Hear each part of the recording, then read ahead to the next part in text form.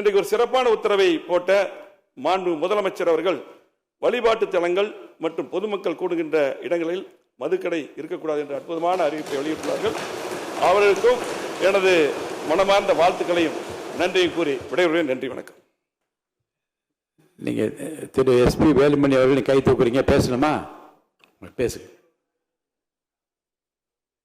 மாண்புமிகு பேரவைத் தலைவர் அவர்களே, மாண்புமிகு புரட்சித் தலைவர் MGR, மாண்புமிகு புரட்சித் தலைவி அம்மா ஆகிய இருபெரும் தெய்வங்களை வணங்கி 17வது சட்டமன்ற பேரவைக்கு புதிதாக பொறுப்பேற்றுள்ள மாண்புமிகு முதலமைச்சர் அவர்களுக்கும் எனது வாழ்த்துக்களை தெரிவித்துக் கொண்டு, அதே போல இங்கே இருக்கக்கூடிய அமைச்சர்களுக்கும் எதிர்க்கட்சி தலைவர் அவர்களுக்கும் அனைத்து சட்டமன்ற உறுப்பினர்களுக்கும் எனது மனமார்ந்த வாழ்த்துக்களை தெரிவித்துக் கொள்கிறேன். இன்று மாண்புமிகு பேரவைத் தலைவராக தேர்ந்தெடுக்கப்பட்டுள்ள மாண்புமிகு பேரவைத் தலைவர் அவர்கள் புரட்சித் தலைவர் MGR காலம், அதே போல புரட்சித் தலைவி அம்மாவுடைய காலத்திலும் பணியாற்றியவர். புரட்சித் தலைவர் MGR காலத்திலே MGR இளைஞரணி செயலாளராக இருந்து சிறப்பான முறையில் பணியாற்றியவர். மாண்புமிகு புரட்சித் தலைவர், மாண்புமிகு புரட்சித் தலைவி ஆகியோர் அளப்பரிய அன்பை பெற்றவர்.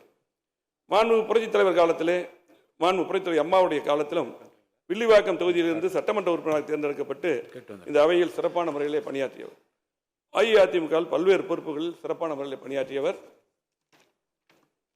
தற்போது 1000 விளக்கு தொகுதியிலே போட்டியிட்டு வெற்றி பெற்று 14வது சட்டமன்ற பேரவையில் நீங்கள் தலைவராக தேர்ந்தெடுக்கப்பட்ட நீங்கள் பழகுவதற்கு இனிமையானவர், பண்பாளர், எளிமையானவர்.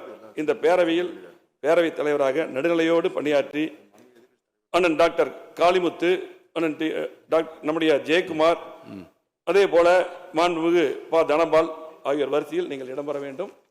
அதே போல இந்த அவையின் மரபும் மாட்சியும் மதிப்பும் காக்கப்பட வேண்டும்.